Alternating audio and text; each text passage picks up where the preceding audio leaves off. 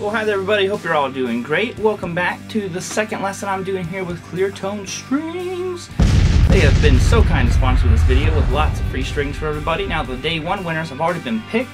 We had, see if I can remember them all off the top of my head, Patrick Gamble, Ed Dana, and Jeffrey Monroe. And I just need you guys to message me on here and I will give you further instructions on how to get your free pack of guitar strings. So just like day one, day number two, leave a comment down below, and I'm going to randomly pick 3 people. If you're wondering how I'm picking them, I'm using a random number generator. So it's, you know, up to the fate of the guitar string gods. Let's go with that.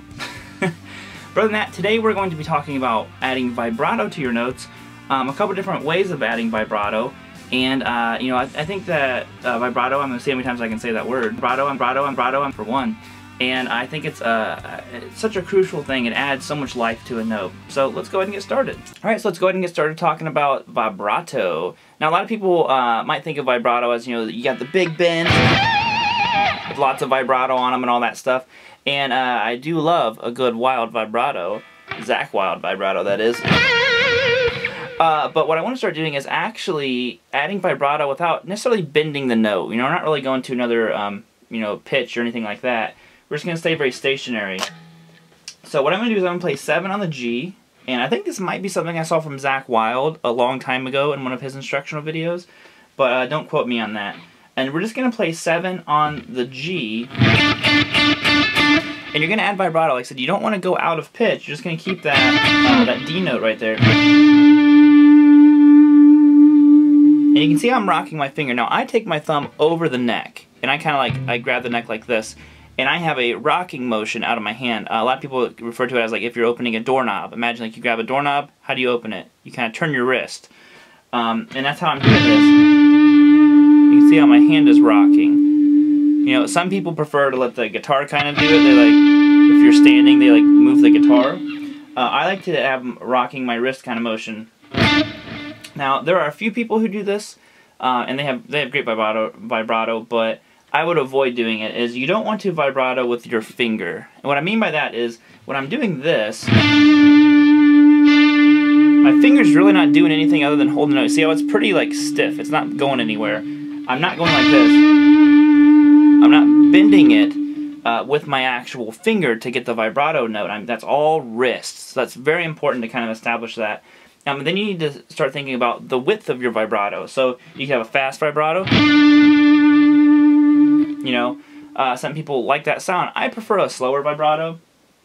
I like more of a, you know, like that. But there's lots of people like Joe Bonamassa can have a fast vibrato at times, and it sounds great. Angus Young has kind of like a faster, you know, maybe not that fast, but he has a faster vibrato. You know, some of my favorite people are like George Lynch. I think he has an amazing vibrato. Zach Wild does. So many people. Eric Johnson has a pretty cool one. Lots of people. So we're just bending 7 right now. And like I said, you want to get that rocking motion. So start by having a slow vibrato. You can always speed up later. But see how if you bend too far, I'm pulling it out of pitch. That's not what we want right now. This really teaches you to control the note. Now, once you do that and get that kind of like shaking, rocking motion done with your hand, switch to another finger. A lot of times when you bend, you want to have multiple fingers on there. So I'm going to go to my middle finger and then put my pointer finger behind it on 6th fret. And I'm going to do the same thing with my ring finger. And my pinky. Now, I'm going to level with you guys and be totally honest, I don't bend with my pinky too much. But it's still a good one to practice because there are going to be those situations. Especially if you're running a slash solo. Without, I can't remember how the solo ends. We'll skip that. Pretend I didn't hit those bad notes. So we have those, and that's like adding, you know, the very beginning stage of vibrato. So that's kind of where I would start with it. You know, there's other forms of vibrato. There's the Greg Howe vibrato, and George Lynch also does a very similar kind of vibrato, where instead of maybe like that, you see him do that real crazy slide thing. And what happens is, what they're doing is, I guess I'll move back to 7, that's where we were. They slide from 7 up to 8, down to 6, and then they end back on 7. And basically you just move up semitone and then down, and you'll same with the. They'll kind of do those real crazy slides. Sometimes George will do like a full step. But it has a kind of a cool wild sound, especially if you're doing like a funky.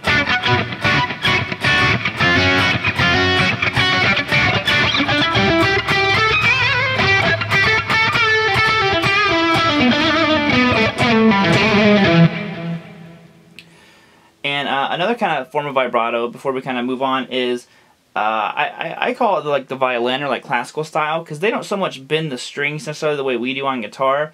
They kind of shake the strings. So in this one, I'm going to move up here to the high string, and I'm going to play 12 on the high E.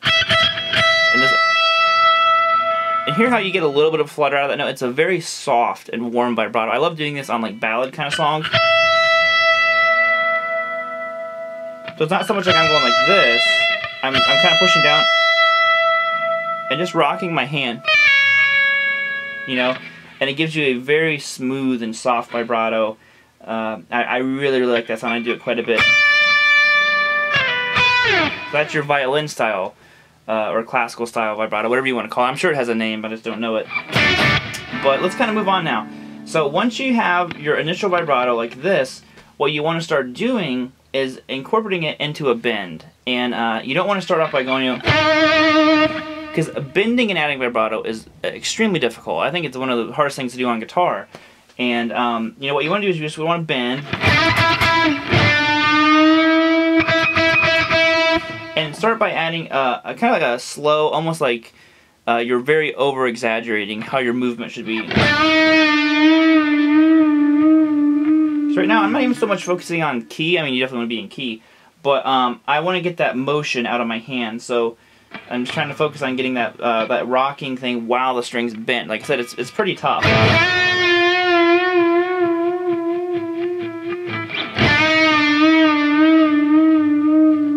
I'm just going real slow with it.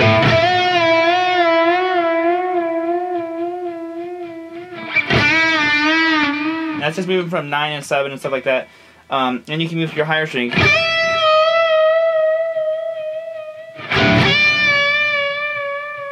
So in the first lesson, we moved down and we're bending a scale. You could do the same thing now and bend the scale.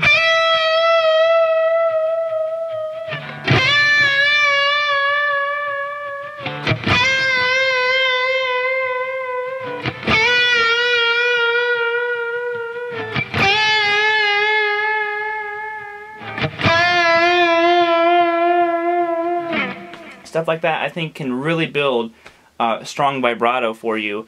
Just practicing it slow. And like I said, I like to use my thumb because I feel like it gives me a lot of control over the note. I really can grab it.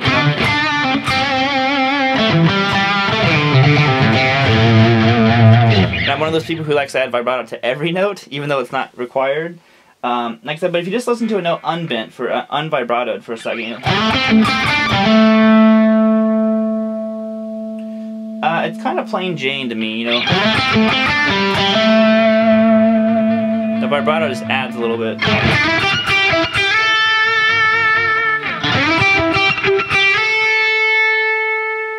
You know.